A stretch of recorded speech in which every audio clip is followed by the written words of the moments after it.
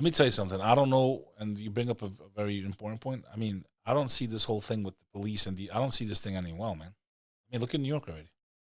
It's not going to end well. It's like the Wild Wild West. So, again, so that's why. Is this reminding you, like, it's hard to give the direct correlation because we've never seen New York City empty. Right. Right. We've seen it crazy. You've definitely seen it. I was only a kid back then. Right.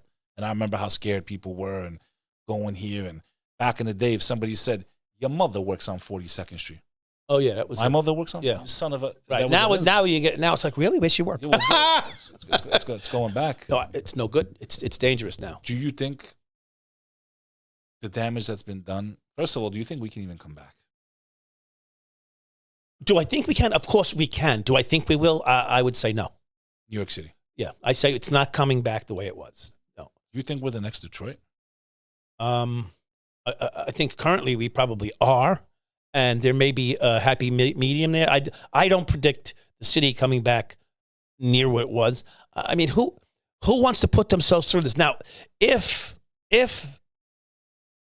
the politicians involved, and that's a big stretch, if they allow the police to be proactive rather than, I don't know, pansy ass, put your tail between your legs and get out of here, please, and take the brick off your head and just be happy. I mean, they're not even allowing people to be held without bail that beat police officers up in the street. You're telling the first line of defense to save. Let me say something. When I was a cop in Brooklyn, this is probably how it is now, except back then we were allowed to tune you up. Of course, I use that word loosely and with great deference, of course. So I was out at I met, I'll throw a name, Cal Davis, a rap guy who was down with 50 Cent, right? I met him at a podcast about a week ago. And I had met him once before in Florida. We were working with, I bounce around with the rap guys now. Can you imagine this?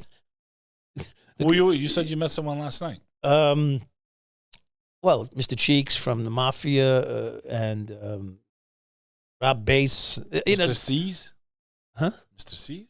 Mr. Cheeks. Oh, Mr. Cheeks. Yeah. Yeah, but the point, whatever. The point is that the guy said to me, back in the day, in the 80s and 90s, you guys would take our shit and let us go. Now, that's not proper police procedures by any stretch of the means, right? Or you'd take our money and you'd let us go, or we'd get a beating, but we wouldn't get arrested. He said, and if we did get arrested, whoever the officer was, he did it all pretty properly. He would arrest us, voucher our money and voucher our drugs, and we'd be charged with what it was. But if we were going to lose our merchandise or lose our money, we weren't going to jail that day. And it was a wash as far as we were concerned. My point is this. Of course, I'm speaking of improper policing. But there's no discretion today in police work. And at the same time, you're asking police officers to do a job that a machine, and act like a machine. Like you should have no emotion.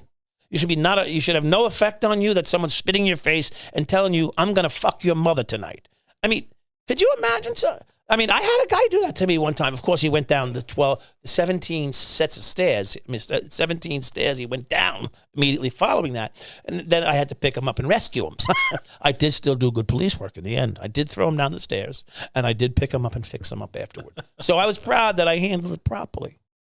You did what any good Albanian would have done. He's also. I fixed up his. 100%. I said, "Are you going to be okay?" It's the one place you don't go with Albanians. Yeah. You don't go to mommy and you don't go to the sister, especially the sister. Sometimes the sister is worse. Yeah, okay. All right, I'll remember that. I'll put that. Depends what region. We make Tony Montana look like a joke. Yeah. Every Albanian loves that scene. Oh, yeah? When Tony opens up the door and he sees his sister with Manolo, even though it's his brother. Right. That's an Albanian scene there. But I mean, they might say Cuban all day, but that reaction of let me kill this guy because he was with my sister, that's an Albanian thing. 100%. I'll put that. Every Albanian loves down. I'll put that down. Every Albanian loves that scene. Like, no, I know why Tony killed Manolo. Yeah. I can tell you why. He should never touch his sister. Ex-brother.